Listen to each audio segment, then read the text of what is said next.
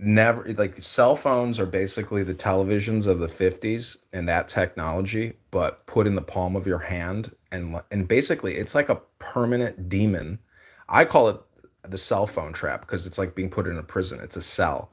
So when I leave my house now and I go to the gym or go to my boat, I don't even bring my cell phone with me. And not being connected to the internet of all things is like the true liberation now, which is funny. If you want to free yourself, you have to essentially get off the cell drug addiction, or because it's like, see what I'm saying? I challenge you, Evie, for the next 7 days, spend at least 1 hour completely away from your phone. Go out of your house, go out of your office, and be 1 hour without your phone and see how much you enjoy it, and see how much it impacts your mental health being completely disconnected, because that 1 hour away from your phone will impact your other 23 hours when you're constantly gravitating towards using your cell phone. You're a power user on this app, and I got to say, like, it's to your detriment. But look, John, I've got it in the background a lot of the times while it's market hours, and then at night for sure, just sitting around with that in the background after the kids go to sleep. But Yeah. yes, you're exactly right. I was in Vegas for about 10 days. I barely used the phone. I Oh, was wow. walking several miles a day. Playing poker tournaments, you get 20-minute breaks every 2 hours.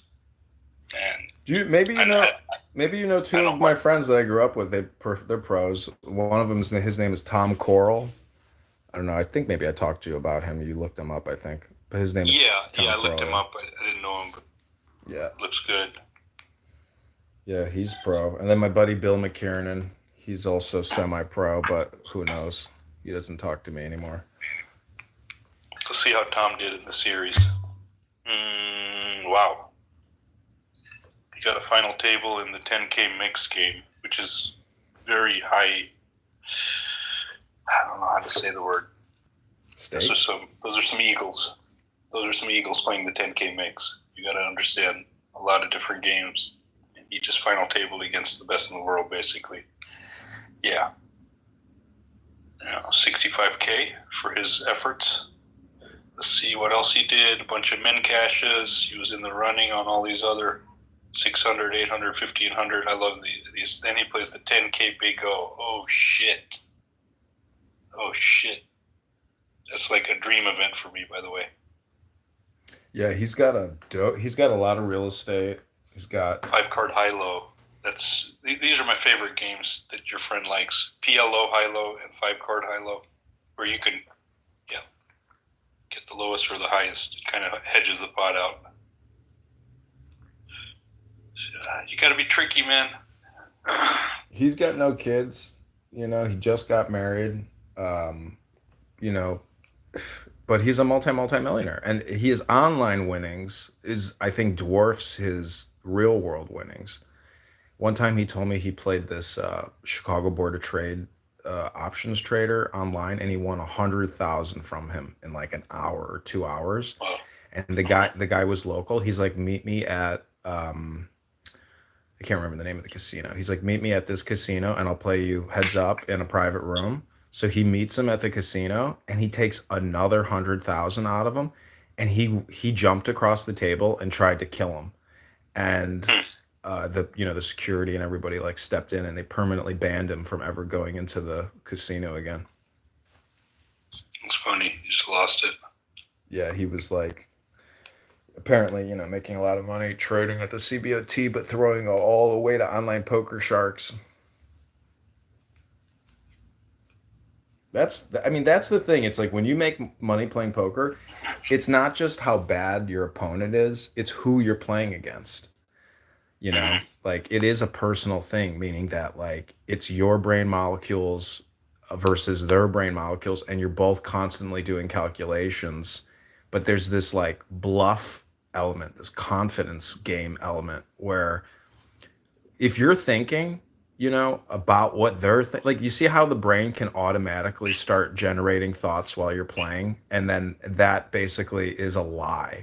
You're lying to yourself because your brain is running on automation.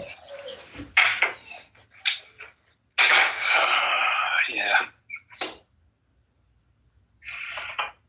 I mean, maybe it works Just out sometimes, but I think most of the time it's like a meditation. When you're playing, you're technically doing meditation. 100%. Anybody decent is zoned in, relaxed, not really spending much energy, but the eyes are ultra active in taking in the information, remembering what people said or did through the flow of the hand, and also just what they look like. But yeah, I'm starting to get really good as I get older, Trump. A lot of the older, yeah, I'm able to play stretches really patiently, and also just get loose whenever I want to, which is my natural state. Well, I would say the work you do outside of your poker work is how you actually impact your poker work. Like if you go to the gym, if you do meditation, if you read a book before you even play and you read it out loud, like you're loosening up, the columns in your brain. And that's one way to pre-hack a game. Like you don't hack the game Yeah, real time, you pre-hack the game before you even step into the simulation. damn right. So, I mean, that's the one thing. It's like if you're going to step into a fight and you're not prepared, or you're going to have to step into a I meet. used to use Bose noise canceling headphones and listen to music and stuff to zone out, but I ditched those a couple of years ago. I felt a lot better about my game since then. I'm not Well, distracted. that's not work. That is not how you silence your mind with Bose noise canceling headphones. You have to do is what I think you can do is you can hypnotize. I should write a book on hypnosis for poker players, or I Oh, even it'd be great. I It even would be thought, great. It's real. Yeah, yeah, and there's a lot of poker specific techniques like stretching and yoga stretching yeah. around. There's easy hard floors everywhere, in these kind of conference centers. So a little stretching, and then using the chip to revolve the chip into a hypnotic kind of gimmick. Uh, and here's the key, John. When you put the money out there and you don't want him to call or you're at risk, there's spots where you don't want to. If you're hypnotic, you don't give away anything. Dude, there's people like that. They just wear a tank top. We'll just fucking sit there. Like, go ahead, look at everything you want. I don't get. There's a guy, Joe Serock, Serock. They call him Flo. This dude is in another dimension, dude. He's out there like he's on acid all the time. Well, that's like going silent. That's like not talking and just letting your ears be your lips, meaning that like Mm-hmm.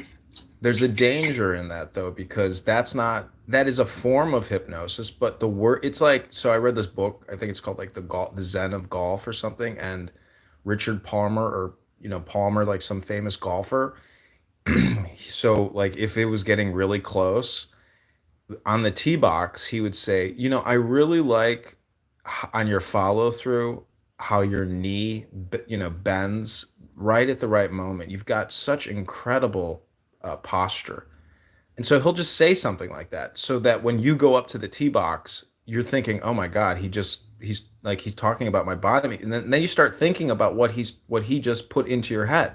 And how is that any different than what is happening on Clown House? You're talking about people coming in here for 3 hours a day, 6 hours a day, 9 hours a day. Some people wake up at 6, 7 in the morning because they were on here till 4 at night. So my point is, that's why I created this room is because, I want to read poetry to essentially get ahead of the curve of the stupidity of this app. I mean, it is a ghetto gagger app.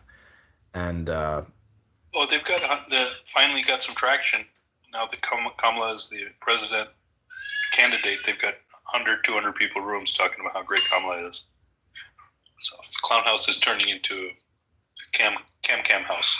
it is like a political campaign organizing app, a decentralized version of it. But I mean, it's it, I don't even know where to start. This woman is like, she's gonna become the president. That's my opinion.